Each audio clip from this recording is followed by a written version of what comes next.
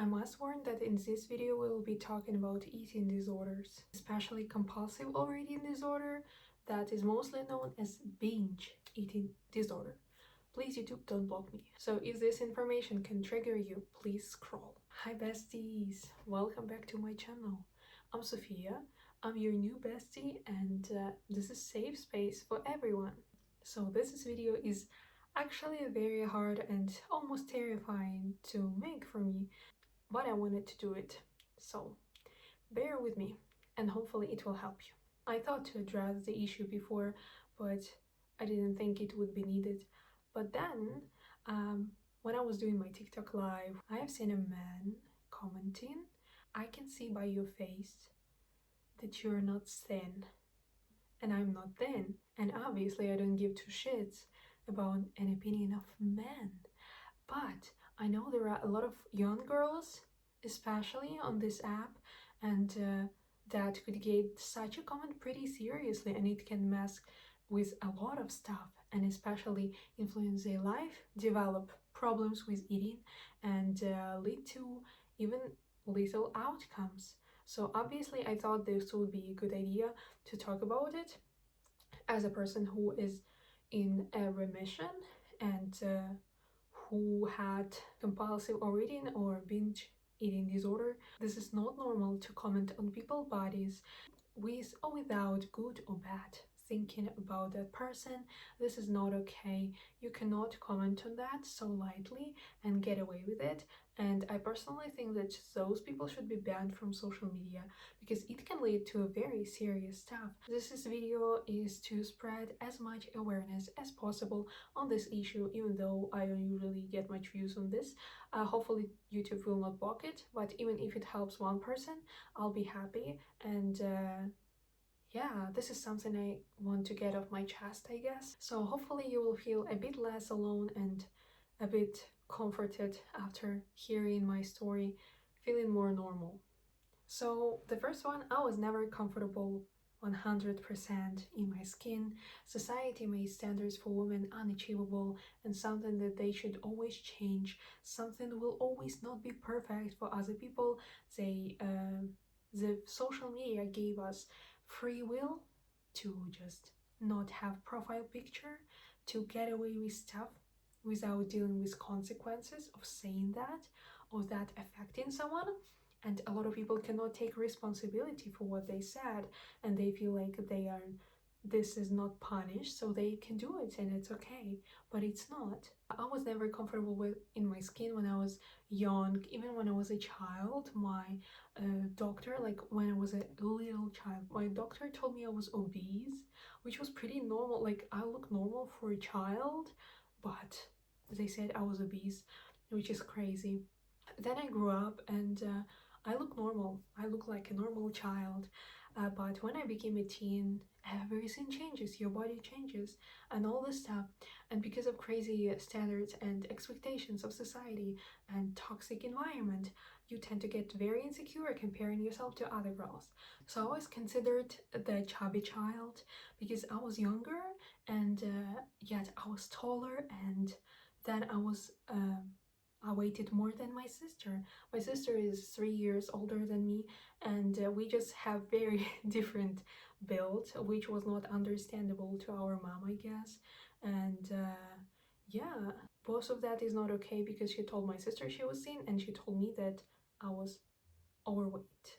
I feel like actually that started it off because it's really hard to get out of this state or not get into it if you don't have support from your family. My sister is not to blame for this. She's amazing. She always tried to support me, and I guess she never made a comments about how I look, only about style because we have different sense of style. We had different sense of style. It's not her fault she looked differently, and it's not my fault that I look different, but I don't know why our parents were raised so toxically that they thought it's okay to comment on a child's or teen's body, which is actually pretty crazy if you think about that. So that's what I looked like, and that was considered chubby by my mother. So the first thing I started doing is I was like, so the problem is my stomach, so which held my organs. And I was like, so I would need to lose my stomach and get some muscle on my ass because I need to have big ass, obviously bigger because girls in my class have bigger one, and it doesn't look okay because I have a stomach. That's what I thought then. I was a child, I was a teen, and that's really awful how beauty standards are. That's really, really sad. That's why right now, when I see young people stress so much over their appearance, it's making me deeply sad and it's making me cry because that's how it all starts. And there's so much to us in our body. They are so much like focused on being pretty instead of healthy. I'm not saying that being like overweight, like really overweight, is healthy for you. It's not. But being all muscles also isn't healthy for you. So I tried to fix myself when I was a teen already and when I was still in school, but that was like last years of school. The COVID started. The COVID, pretty amazing COVID started, and we were stuck at homes. We couldn't go out, obviously less movement, and more food because my sister and I, we started trying out different recipes. That was 10th grade. Yeah. So I read this book, this amazing book that I feel was a major set off because I was so scared, I was so afraid to die because of the way I ate. I thought that if I'm not going to eat all those nutrients and so many things, I'm going to die fast because of cancer. That's how I thought, and it's really sad.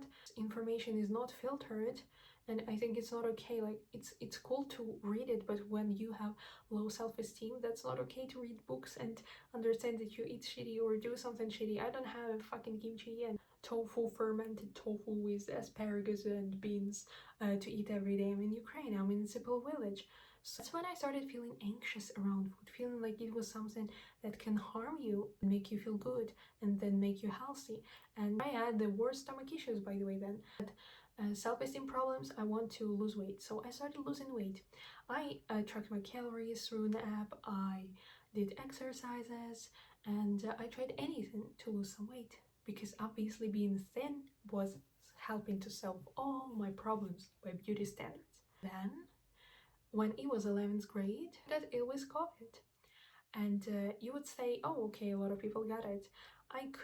That was the worst time of my life. I had a lot of injuries throughout my life, but I never had something that bad. I couldn't breathe for weeks, and I was having a heartache. I took actually pills to stop my heart from aching, and I had like panic attacks all the time. Like the night will not go without at least 15 panic attacks. It was like one long, maybe I slept less than an hour each night. It was very intense and terrible and terrifying, and everyone told me that I'm okay and that I should be okay and that I should be working a remote job, preparing for my university entrance perfect score exams as everyone expected me to, and function amazingly, look good, thin, and yeah. So, and I remember then there was a set off when my mother told me I was a problem, though I was trying so hard to do all the things in this half dying state, and I was so sure I was going to die that my plan sounded like, oh, but if I somehow make it out alive, I would. And it's very sad. It's very sad, and nobody supported me then, like actually truly listened how I felt. I guess nobody not cared, but nobody cared and knew about my panic attacks, about what I was going through.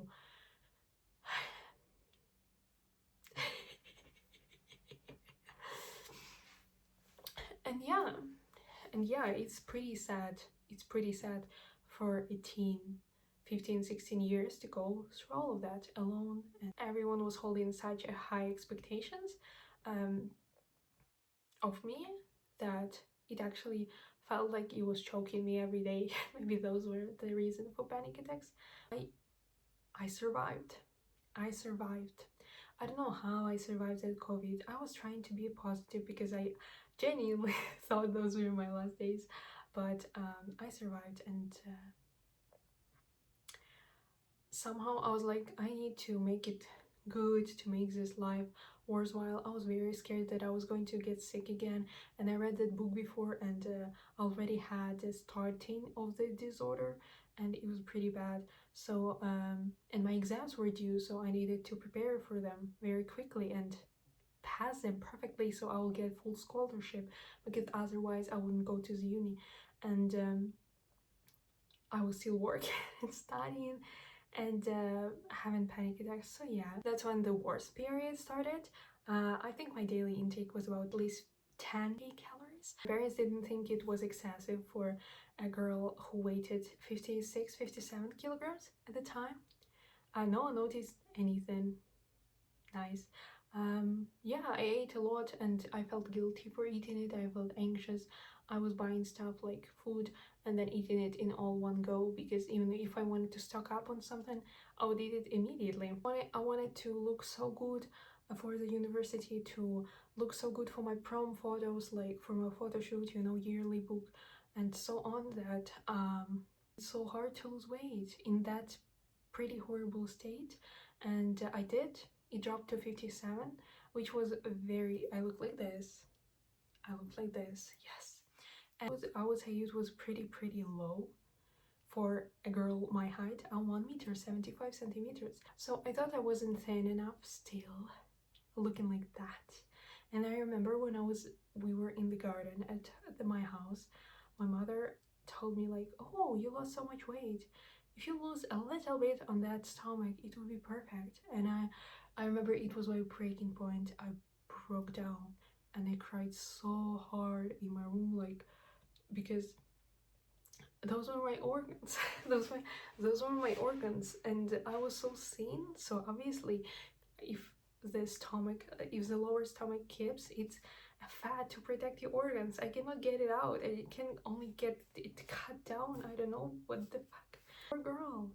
I would hug her if I see her. So I passed my exams somehow with another illness. It doesn't matter now. And then I got in the uni. I got in the uni I wanted, and I pretended there to be completely another person, all cool, all pretty, like, and it worked. Everyone thought I was cool and I had everything figured out, and I still overate. At that time it was around 10k, because I couldn't afford more. I guess if I could, I would have probably eaten more. But yeah, I was still around 57, even though I ate so much for the past 4 or 3 months, but it was like healthy food. I could overeat with cashew nuts, with something like that. And for some reason, I wasn't gaining weight. And it surprised me, so I thought maybe it will always be like that. Only my stomach bloated because I ate until it hurt so badly. But I never did anything to take it out, so I would digest it all the time, because like, you ate it, you digest it. Again, punishing system. But I started to gain little by little, and I was around 60 kilograms. Then I fell in love with a guy there, and obviously the situation happened that broke my heart, and I gained more weight and was more bloated and overate even more, and was in bad mental state, really bad. So I took up around 65 kilograms, which was a lot to gain in such a short time, from 57, for such a, like, for me. I ate around 4 to 8k still. So then it started to get a little bit better. For 2 months I tried to get myself on track, and then the full Russia invasion in Ukraine happened, war happened, and it was such a huge stress. You cannot imagine, obviously, if you're not Ukrainian. But it was such a huge stress for me to hear that, to like don't know what to do, to hear the sirens, the bombs, and so on. That when we were home, the last thing I was thinking about is my body. And I guess that what started my reset. I was like, this is not about your body, Sophia. This was never about your body. And yeah, so a few months in, when we were still staying at homes, I started to get a bit better, and I started to exercise and do exercises with dumbbells, with my body weight, and so on, and started to be more mindful about what I eat and how much I eat it. My overeating, it wasn't that bad. So I lost weight. I was 68, I guess, and then I went down to 65 at that time, and I was looking like this. So I'll get if I'm talking, and there will be appearing pictures of how I looked at the time I'm talking about. So yeah, I look like this. I was pretty fit. I was getting stronger. I was happy. But then I don't know. Again, I didn't work through my inner problems and stuff. I just kept it all in and pretended I was okay. So that all came up. And obviously, I didn't do anything with my disorder. I didn't change my beliefs about food. So it all came back. And when I came back to studying, I gained my weight very quickly. I was around 70 kilograms then. So yeah, it obviously, since I overate, it kept adding and adding because I was back at the uni. I didn't exercise that much, and yeah, I guess that was because of that.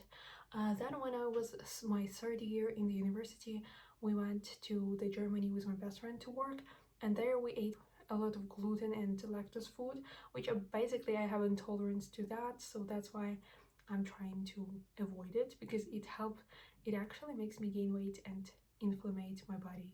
It was Italian restaurant, so we ate a lot of pizza and pasta, and it was all milk and bread, and obviously I gained weight even though it was very moving job, but I ate so much. I was so stressed there. The stress of I didn't like the job, I couldn't go back, I didn't know the language, every day was a stress. It was bad. It was pretty bad.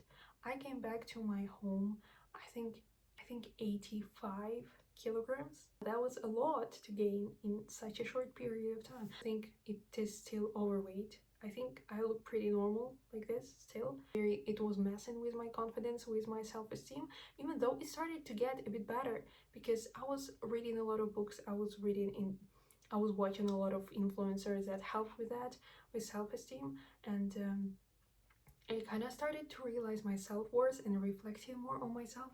I was journaling. I was a few years in journaling. I still have my journal from 2023. So yeah, I understand why do I do that. So that's why I try to come back to the reason what was wrong. So I did. So I came back from Germany. That was my last year in the university. I tried to make the best out of it. It was also the most depressing year because I don't know why. I don't know why. And then because it was diploma year and I needed more money. I needed more money, and it was waiting on me a lot. And then I, by a miracle, got tickets to my Billie Eilish concert in Köln, and I went there, and it was the best time of my life. I love you, Billie. And it is actually one of the biggest experiences I've had. But you know this post-concert depression? Yeah. So when I came back, I couldn't move because I injured my leg and I couldn't move much. So I ate a lot, like obviously stress in the road, same.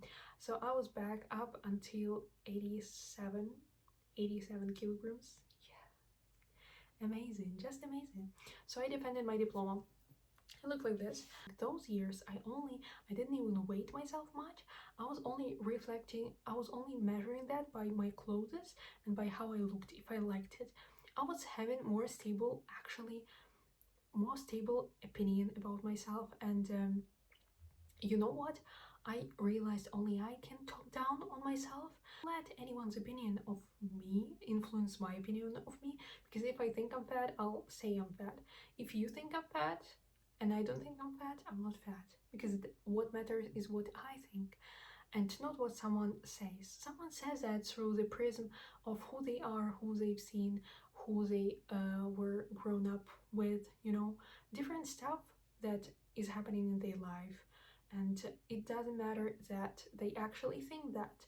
So you should never take those words for granted, and don't take opinion of other people on your body as a reality.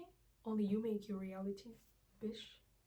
So yeah, I was around 87 kilograms. That is a beast by the scale, by the way. But I'm tall. I told you I'm tall, so it don't look bad. I have great boobs. It doesn't look bad. But I came back, defended my diploma, and at the summer I immediately went to Germany. So in Germany I'm here like working, and this job is pretty physical, and as well I only get to go to the shop once a week, which helps me to plan it better. And I'm shopping with my sister and her boyfriend, which helps me to buy less stuff just on impulse. And I actually started listening to my body more. I took vitamins tests. I'm drinking vitamins. I'm drinking a lot of water. I'm journaling. I'm 3 months in therapy happily. Today was another session.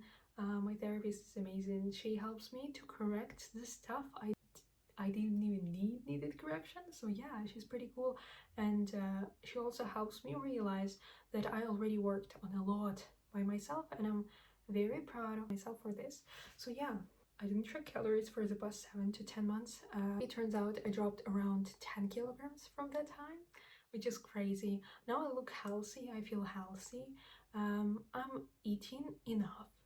I tried for a few days to track it with an app to see if I'm eating enough protein and blah blah blah. Actually, I'm eating my daily normal. For me, that was a lot. Now I cannot eat such a great volume of food. Um, Now I cannot finish. Sometimes I cannot finish my food. I can binge on sweets, but I don't call it binging. And whenever I watch a film and I actually see those sweets and I'm like, they're amazing, I want to eat them all. Okay, I want to eat them all. Yes, I will. Yes, I will. This is a bowl with sweets. I'll eat them. It's okay. It's okay. It doesn't need to be perfect. And I know that the next day I'm making myself healthy breakfast. I'm eating okay. I'm eating a small snack. I'm eating my good lunch, good supper. I'm getting my vitamins in, my water in. And if I will want the next week to eat a whole damn chocolate, so be it. Restricting yourself didn't help me. Didn't help me. I know it's not okay to get it out of hand, but it got out of hand for a pretty long time. Getting it out really free, I would say. My weight is stable for the past 4 months, I guess, or it's dropping a bit, so it's not going up in any way. I'm not scared. I'm not scared about how much I weigh. I'm not scared about how I look. I only care about my health, about if I like what I see. And I like what I see. I think I'm beautiful, and I think whoever the fuck tells me I'm not doesn't deserve even a breath of my day. They don't know your struggles, they don't know what you came through, so why are they opening their mouths to tell you shit about your body? So yeah, this is my story. Now I'm in therapy. I cannot remember the time I binged. Today I ate a chocolate eggs, like this small chocolate eggs, and one bar with white coconut. That was a lot of sweets in my mind. The whole thing I ate today, everything, would be a small snack for me 5 years ago. I'm proud of myself. My advice is for you, whatever you experience, is first therapy, therapy, therapy. You cannot go through that alone. If I had a good therapist, I feel I would have gotten so much faster out of that. But still, if you don't have money, if you don't have resources, if you're scared, you can do it. I believe in you. We can. As the second is mindfulness, realizing what you eat, how you eat, and why you eat. If you cannot afford therapy, take a journal. Take a journal. Every time you eat, write down your emotions. Before you binge, you're like, I want to eat so many, but okay, I'm going to sit down for a minute. For a minute, I'm going to write, and then I'm going to eat it all. It's okay. It's okay. And then you sit down, you write down what the hell are you feeling, and I promise, usually by the end of it, you will not want to eat that all. Maybe you will. Then you eat it. Check your vitamins and hormones, because some of the vitamins might cause you feeling hunger, and that's why you eat more. And the same with hormones. The same with them hormones. So check yourself at the doctors, and then they will decide why it's happening. And 4 is work on yourself. Not for someone, not for validating your opinion, not for being good even when you are overweight. Even if you are overweight, being good. No, I'm telling you, working for yourself. Working on your self-confidence, working on how you see yourself, on your self-love, of taking care of yourself, of your needs, thinking about you, how you feel about you. Do you like those people who are around you?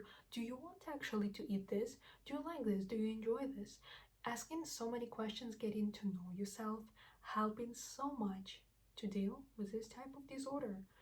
I would say tea time, but no tea time today, because that was basically my whole story. But I'm going to give you some aggressive motivation for you to feel better. So for example, I like how my eyes look, and I like how my lips look.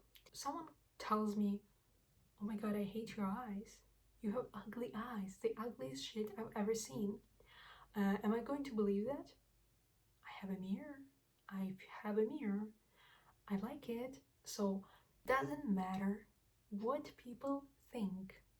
If they will tell you, oh my god, you're stupid, you should never go to university, will you not go to the university? Do you imagine that miserable human being having such a boring life themselves that they feel the need to bring you down, watching your life that seems more interesting than their own life, and projecting all of their complexes on you because they are scared of you succeeding? That was about women bringing women down. If a man brings you down,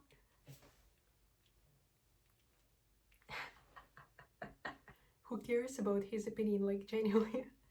Is this even relevant nowadays? I don't remember the last time I cared about man's opinion. No, I didn't.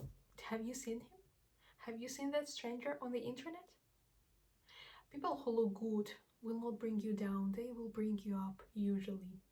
And people who went through shit, they will bring you up because they know what it's like to be down. You are not the problem. You were never the problem. You were always enough. That's the people who are the problem. It's the people around you. Change the people, not yourself. Change yourself only for yourself. You exercise. You exercise because you love yourself, because you want to be healthy, because you want your body to be strong, because you are glad you can walk, you can talk, you can see, you can hear, you can touch things. Be grateful every time you wake up. You have amazing opportunity to spend this day the way you want. You have a body, you can build it. Yes, it can be fun. Yes, it can be fun to exercise. Yes, for some people who don't have any problems with eating, it could be fun to mold their body into something they want, into something they like. If you don't. I think all of the body types are so beautiful. If you are severely overweight and it affects your health, I would suggest talking to a doctor and the therapist and the dietitian. It's not. If you're like, oh my god, I have stomach, congratulations, you have organs. You have organs. Do you want to live without them? I'm not sure you can. So you will say, Sophia, so you're exercising. Are you happy when you see that your ass looks bigger, or that you have more biceps, or that you lose weight? Yes, I'm happy. Yes, I'm happy because I put that not to punish myself for food, but I do that to be healthy. I don't count. I will eat that shit even if it's not in my daily calorie limit and I know it's not good for me, but I want that bag of chips. I'll get that bag of chips. Healthy and happy and worry free about the food, and as much as I can. I hope it will get even better with years. Sometimes I'm insecure, sometimes I'm sad, sometimes I'm crying, sometimes I'm writing the whole glow up plan, mentally, spiritually, and physically as well. If I say something I don't like about myself, it's mostly physical things when I'm really down, and body dysmorphia is real, and the way you see your body is not how other people see your body, and every mirror does it differently. So who do you trust? Trust yourself, only yourself. That was a hella long talk, besties. That was a very vulnerable video of me to make because I don't want people to define me by what I lived through, and I don't want people looking at me differently, but I also don't want people to live in shadows and think like I'm okay, to think I was okay all the time. And I know so many people struggle with that, so if that helps even one person to feel less alone, I'm ready to share it, and I'm better. I went through that myself, I'm proud of it, and that's why I'm sharing it. I think I should be proud of myself, and you should be too, for showing up. Even for watching this video means you are on the right track, and I hope you will get better. I really, really do. So yeah, that was the story. Tell in the comments your story, please, or if you don't, you can always write me on my TikTok, and I'll look through that. I offer no judgment and a sympathetic ear to listen. Thank you so much for watching. Give me a like, subscribe for my torture to saying this.